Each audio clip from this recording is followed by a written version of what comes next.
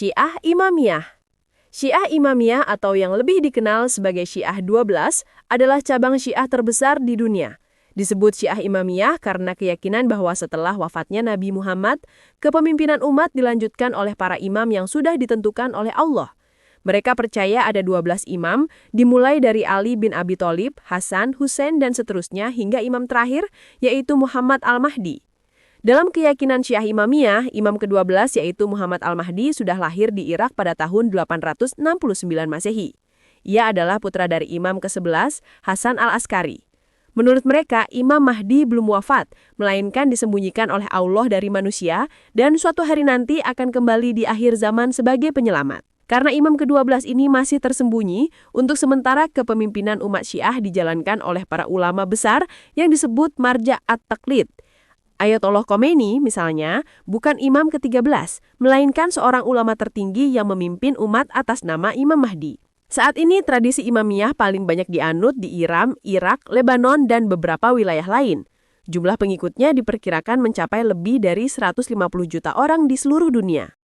Alevi adalah salah satu cabang dalam tradisi Syiah yang banyak ditemukan di Turki, Suriah, serta beberapa negara Eropa seperti Jerman.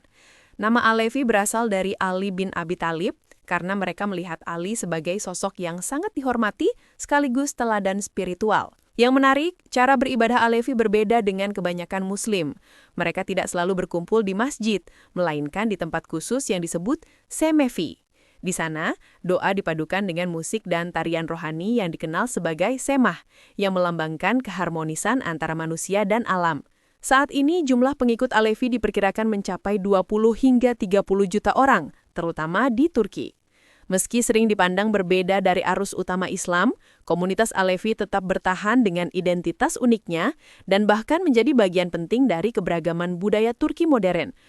Syiah Bohra adalah kelompok dalam tradisi Syiah Ismailiyah yang banyak hidup di India, Pakistan, dan Yaman. Sejak dulu, mereka dikenal sebagai masyarakat pedagang, sehingga kehidupannya sangat dekat dengan dunia usaha dan perdagangan. Mereka dipimpin oleh seorang tokoh rohani yang disebut Da'i al-Mutlaq. Dalam ajaran Bohra, Da'i ini bertugas mewakili imam yang diyakini tidak menampakkan diri di hadapan umat, sehingga kepemimpinan rohaninya dijalankan lewat wakil tersebut. Bohra mudah dikenali lewat pakaian serba putih dengan penutup kepala bulat berwarna emas. Sekarang, jumlah pengandut Bohra diperkirakan lebih dari 1 juta orang dengan pusat terbesar berada di India. Syiah Ismailiyah adalah salah satu cabang besar dalam Syiah yang muncul karena perbedaan soal imam ke-7. Saat itu, sebagian pengikut meyakini bahwa yang berhak menjadi imam adalah Ismail bin Ja'far, putra dari imam ke-6, Ja'far Asy-Syadiq. Dari keyakinan inilah lahir kelompok Syiah Ismailiyah. Berbeda dengan Syiah 12 yang percaya pada 12 imam dan menunggu kedatangan Imam Mahdi, Ismailiyah mengikuti jalur kepemimpinan imam melalui Ismail bin Ja'far, putra dari imam ke-6. Artinya, mereka tidak berhenti di imam ke-12, melainkan meyakini imam masih ada dan tetap memimpin sampai sekarang. Sekarang pengikut Ismailiyah diperkirakan mencapai sekitar 15 hingga 20 juta orang di seluruh dunia. Hingga hari ini, Ismailiyah dipimpin oleh imam ke-49, yaitu Syekh Karim Al-Husaini, atau yang lebih dikenal dengan sebutan Aga Khan IV. Syiah Hurufiyah adalah sebuah aliran mistik dalam tradisi Syiah yang lahir pada abad ke-14 di Persia. Gerakan ini didirikan oleh seorang tokoh bernama Fazlullah Astarabadi. Yang membuat Hurufiyah unik adalah keyakinan mereka bahwa rahasia Tuhan tersembunyi di balik huruf dan angka. Menurut mereka, setiap huruf dalam Al-Quran dan bahasa Arab memiliki makna spiritual yang dalam. Bahkan bisa dipakai untuk memahami hakikat manusia dan alam semesta. Ajaran Hurufiyah tidak hanya soal tafsir kitab, tapi juga melahirkan ritual dan simbol-simbol yang rumit. Karena pemikiran ini dianggap menyimpang dari ajaran Islam pada umumnya, Fazlullah akhirnya dihukum mati, dan banyak pengikutnya berpencar. Syiah Gulat adalah sebutan untuk kelompok-kelompok kecil dalam sejarah Syiah yang dianggap menyimpang karena pandangan mereka terlalu berlebihan. Sebagian di antara mereka misalnya tidak hanya melihat para imam sebagai pemimpin rohani, tapi juga menganggap punya sifat-sifat ketuhanan. Bahkan ada yang sampai menganggap Imam Ali pada posisi yang nyaris setara dengan Tuhan. Paham seperti ini membuat gulat sering ditolak, baik oleh mayoritas Syiah maupun Sunni. Sepanjang sejarah memang sempat muncul beberapa kelompok gulat dengan keyakinan yang berbeda-beda.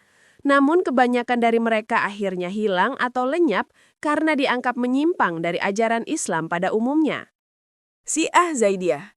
Syiah Zaidiyah adalah cabang Syiah yang muncul dari pengikut Zaid bin Ali, cicit Nabi Muhammad. Berbeda dengan kelompok Syiah lainnya yang percaya bahwa imam ditunjuk langsung oleh Allah, pengikut Zaidiyah berkeyakinan bahwa siapapun dari keturunan Hasan atau Husain yang punya ilmu, keberanian, dan berjuang melawan kezaliman bisa menjadi imam. Karena itu, dalam sejarahnya, Zaidiyah lebih terbuka soal kepemimpinan, tidak terpaku pada satu jalur imam saja.